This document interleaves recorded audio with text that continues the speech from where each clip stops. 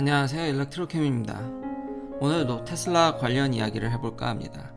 주식이 600불이 깨졌습니다. 굉장히 많이 내렸는데 어제도 얘기했지만 이제 테슬라는 잘 하고 있습니다. 잘 하고 있는데 거시적인 경제가 지금 정상이 아닙니다. 정말 이 복스의 얘기대로 지금 언인플로 레이트이 좀 문제가 있고, 물론 이제 상세히 보면은 또 이제 다른 얘기긴 합니다. 그러니까 상세 이 안의 내용들처럼 정말 이번 해는 정말 좀 이상하다는 거죠. 뭔가 정상적이지 않은, 뭔가 정말 이상한 것들이 복합적으로 일어나는, 저도 이 의견에 좀 동의하는 편입니다. 그러니까 앞으로의 그런 모습들은 한치 앞을 못 보지만 그래도 기존은, 그러니까 페드의 말을 저는 어느 정도 신뢰를 하는 편인 거죠. 저는 이건 완전 개인적인 의견입니다. 여튼 주식 시장을 보면 다 빨간색이죠. 애플, 마이크로소프트부터 해서 이런 상황이니 테슬라도 견디기가 힘들겠죠. 이제 인플레이션이 생기게 되면 페드가 이제 테이퍼링, 그러니까 돈 푸는 걸 이제 중단하는 거죠.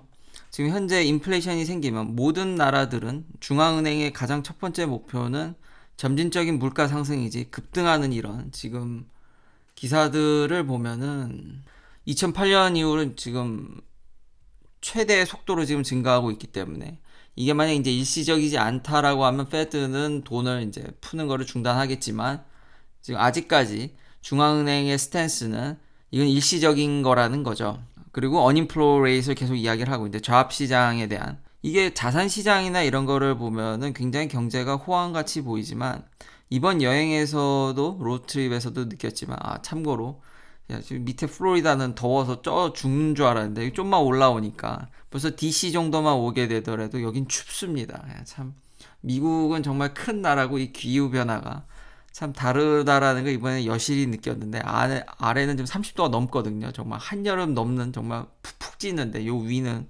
아침은 너무 춥습니다. 이렇듯 미국의 스펙트럼은 다양합니다. 이렇게 여행하는 도중에 어떤 주유소를 들어갔는데 정말 분위기가 이게 조금 과장 보태서 총이 나올 만한 분위기더라고요. 이렇듯 좀 시골 동네 혹은 중부, 되게 외진 곳들은 미국은 그렇게 좋은 편이 아닙니다. 여전히 평균적 삶은 한국이 월등히 낫다라고 저는 생각을 합니다. 미국이 이런 부분들이 잘 비춰지지 않아서 미국이 여전히 막강한 나라라든지 잡시장이 좋다고 생각하는 거지만, 그건 일부 하이텍이라든지 고학력자들의 하는 얘기고, 일반적인 삶은 굉장히 위험합니다. 이런 것들을 고려했을 때, 잡마켓이나 이런 것들을 고려했을 때, 그래서 실질적으로 제가 이렇게 여행하면서 체감하기에는 아직 그렇게 완벽하게 회복된 것 같진 않다라는 겁니다. 그래서 테슬라라고 별 수는 없겠지만, 그리고 마지막으로 이 경제 상황에 대해서 이야기를 해보면, 인플레이션이 결국은 자산 가격을 올리고 부동산 가격이 지금 미쳤죠. 미국 장난 아니고 원자재 가격. 그래서 이제 캐시우드의 그런 ETF보다 진짜 리얼우드 ETF가 장난이 아니라는 이런 우스갯소리도 나오는데,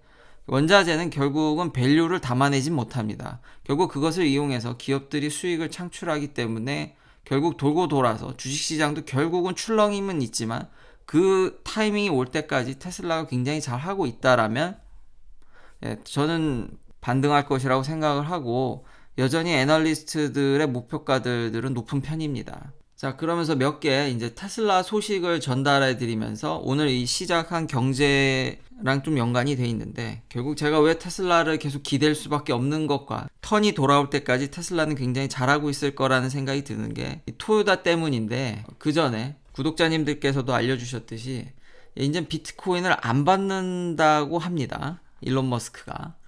참 이랬다 저랬다. 정말 알 수가 없는, 역시 아스퍼거 증후군에 걸리신 분이라고 해야 될까요? 진짜 일반인으로서 이분을 이해하는 건 거의 불가능할 것 같지만, 이게 지금 오늘 토요타 이야기와 연관이 되어 있는데, 지금 토요타가 황당하게, 이래서 제가 절대로, 저는 전기차 덕후기 때문에 내연기관을 이제 옹호할 수도 없고, 처음에는 중립적 자세를 취하려고, 저 역시도 기존 내연기관 브랜드에서 좋은 차를 내주기를, 저는 이 채널을 지금 시작한 게 아니라, 그리고 전기차에 대한 관심은 정말 옛날부터 시작을 했기 때문에 그러길 정말 간절히 바랬지만, 역시 내연기관은 저의 기대를, 일말의 기대조차도 산산이 부서뜨리는 이야기들을 지금까지도 하고 있습니다. 토요다는 2030년까지 여전히 내연기관이 있을 거라고 이야기를 하고 있습니다. 많은 나라들이 정책적으로 이런 가스 엔진, 가솔린 엔진을 멈추려고 하지만 현실적으로 불가능하다라는 게 토요다의 스탠스입니다. 이제 완전히 확실해졌고요. 물론 친환경 차를 안 만든다는 게 아니라 2030년까지 그래도 확충해 나가고 라인업을 한다고는 하지만 지금 뭐 나스닥이라든지 이제 공식적으로 이야기하는 것이 한 15%인데 그마저도 퓨얼셀이라든지 이건 플러그인 하이브리드가 포함된 수치입니다. 이게 2030년의 목표입니다. 현재 지금 거의 뭐 탑을 달리는 내연기관 판매량으로는 거의 절대 강자들 중 하나죠. 토요다가 강자라 아니라고 하면 그건 말이 안 되는 거죠. 그런 회사의 2030년 목표가 고작 15%입니다. 이건 다시 한번 얘기하지만 수소차, 그러니까 퓨얼셀, 플러그인 하이브리드 다 합쳐서 그러니까 어떻게 해서든지 엔진은 간다라는 거죠. 정책은 정책일 뿐, 정치인들이 하는 목표일 뿐 현실은 그렇지 않다라는 것을 토요다가 꼬집고 있는 겁니다. 토요다가 이럴지언데 다른 회사들이라고 저는 크게 다를 것 같지는 않습니다. 현 분위기를 맞춰주는 수준이지 내부적으로는 토요다와 크게 다른 생각을 하고 있다라고는 매우 힘듭니다. 자, 돌아와서 일론 머스크가 결국 비트코인을 받았다 안 받았다 정말 장단을 못 맞추겠는데요. 솔직히 이 부분에 대해서는 좀 실망스러운 부분도 있지만 정상이 아닌 것 같이 보여지지만 일반인으로서 이걸 어떻게 이해하겠냐는 거죠. 이런 사람이기 때문에 이런 회사들이 전기차를 안 만드는 것과 똑같은 일맥상통한다고 저는 생각을 합니다. 불가능에 가까운 일이었기 때문에 정상적인 사람은 이 회사를 이렇게까지 끌고 오고 전기차를 이렇게 앞당겨서 오늘 제가 이렇게 전기차로 진짜 미국 최남단 서던 포인트까지 갔다 오는 이런 기적에 가까운 정말 새로운 이 경험은 정말 엄청난 경험이고 저희 큰 자산이 될 거라고 생각할 정도로 이번 여행이 너무 좋았는데 이런 것을 하게끔 해주는 일론 머스크가 참 대단하기도 하지만 이런 부분들은 이해가 안 되지만 그러니까 결론은 이런 사람이었기 때문에 현실적으로 불가능한 걸 여기까지 끌고 왔다라는 생각이 들었습니다. 비록 마음에 들진 않지만 물론 이제 비트코인을 안 받는다는 표면적 이유는 알고 보니까 이제 채굴하는데 생각보다 전기가 많이 들어서 정말 그러니까 크립토 커런시가 나쁘다라는 게 아니라 전에도 전 이 기술적인 거에 대해서는 저는 극찬을 했습니다. 화폐로서의 최강 모든 점을 다 담고 있지만 여전히 그런 신뢰성 그럼으로 인해서 생기는 변동성 그런 문제들이 저도 계속 걸려있긴 했지만 기술적으로 나무랄 데가 없지만 거기다 플러스 친환경을 외치는 일론 머스크로서는 이게 아직은 서스테이너블 에너지로 이게 되면은 아마 그때서 이제 크립토 커런시를 좀 더 이제 본격적으로 하지만 지금으로서는 아직 퍼슬 퓨얼 그러니까 화석연료를 쓰니까 중단을 했다라는 그렇지만 투자자들 입장에서는 이랬다 저랬다 이게 이해가 안 되고 이런 부분들은 부정적으로 붙여질 수도 있고 이해가 안 되지만 이런 위인이어야지만 현 이런 상황을 타개할 수 있을 거라는 전기차를 옹호하는 입장으로서는 일론 머스크만한 인물이 이런 사람이었기 때문에 이런 현실적인 상황을 이겨내고도 여기까지 왔다라고 저는 생각을 합니다. 또 다른 뉴스로는 이제 리뉴어블 퓨얼 크레딧 마켓이라고 유럽만 자꾸 사람들이 생각을 하는데 제가 계속 누누이 얘기하죠. 경쟁자 피 빨아먹는다고.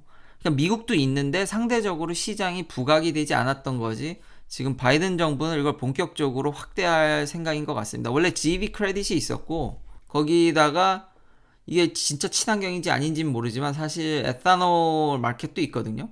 미국에서는 이제 좀 싼 연료를 요즘 그리고 휘발유 값도 미쳤죠. 휘발유 값이 미쳤기 때문에 전기차에 좀 많은 판매량을 기대를 합니다. 결국 지금 현재 쓸만한 전기차는 테슬라밖에 없기 때문에 결국 테슬라의 긍정적 판매량을 기대하지만 뭐 여튼 이런 미국은 그 연료에서 15% 정도는 에탄올을 섞습니다. 그래서 이제 고급유로 갈수록 덜 섞는 것 같은데 일반 휘발유 이런 걸 섞거든요. 그러면서 이제 거기에 이제 뭐 크레딧을 준다든지 친환경 크레딧을 준다든지 여러모로 이런 시장들이 산재해 있습니다. 이런 크레딧들이. 근데 이런 것들을 이제 통폐합하고 바이든 정부는 이걸 더 키우겠다라는 거죠. 그 즉시 이제 테슬라는 거기서 이제 크레딧을 얻겠다. 전기차만 파니까요. 플러스 충전 인프라도 그때 얘기했듯이 대부분의 슈퍼차저를 솔라셀로 한다든지 아직 비중은 크지 않지만 그런 친환경적인 사업을 확대함으로써 요 크레딧 마켓이 열리면 여기서 이제 더 뽑아먹겠다라는 이거는 이제 기존 제가 얘기했던 상대방 피 빨아먹는 거의 공식적인 버전과 정부도 이런 식으로 그러니까 직접적으로 인센티브를 준다든지, 이건 제가 계속 얘기했지만 시장을 왜곡할 수 있기 때문에 이거 어렵거든요. 어떻게 주기가 참 난감하기 때문에 많은 분들은 그걸 기대하지만 저는 예전부터 그 얘기를 했거든요. 이게 어려워 보이지만 어떻게 해서든지 이런 방향으로 갈 거기 때문에 테슬라가 잘하면 어쨌든 수혜받는 데는 동의를 하지만 직접적 인센티브보다는 이런 마켓을 연다든지 간접적으로 했을 때 이제 테슬라가 수혜를 볼 수 있다라는 거죠. 결국 결론적으로는 유럽만큼 결국 이 크레딧 시장도 커질 것으로 생각하고, 여전히 레귤레토리 크레딧은 처음부터 예상했듯이 테슬라는 쭉 수익이 올라갈 것입니다.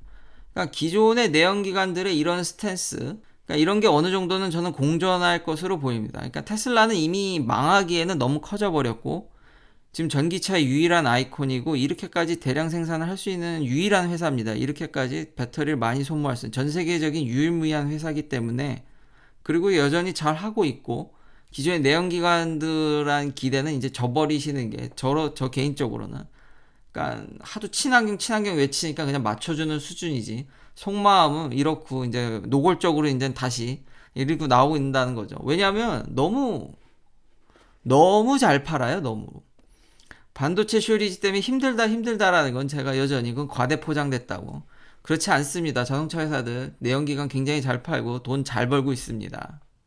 오히려 이런 뭐 일종의 골디락스라고 해야 되나요? 애매모호한 그 적정한 균형에서 최대한의 이유를 뽑아내는, 그렇기 때문에 결국 지금과 같이 테슬라가 잘 하고 있다라면은 결국 인플레이션이란 자산 버블은 주식시장에서의 일정 부분 돈을 흡수해서 주식시장이 지금 급락을 일으켰지만, 지금 완전 새빨간 이런 피바다를 일으켰지만 결국은 주식도 하나의 자산이고 그 텀이 올 때까지 테슬라가 지금과 같은 모습만 잘 보여준다라면, 전기차에서의 우위만 계속 보여준다고 하더라도 이분들은 움직일 생각이 없기 때문에 결국은 급격한 저는 성장을 할 것이라고 보여집니다. 마지막으로 이제 구독자님께서 남겨주셨듯이 이 중국의 그 세일즈 데이터 자체가, 그러니까 중국에 판매된 게 아니라 상당수 차들이 이제 엑스포트, 수출됐다라는 거죠. 중국 바깥으로.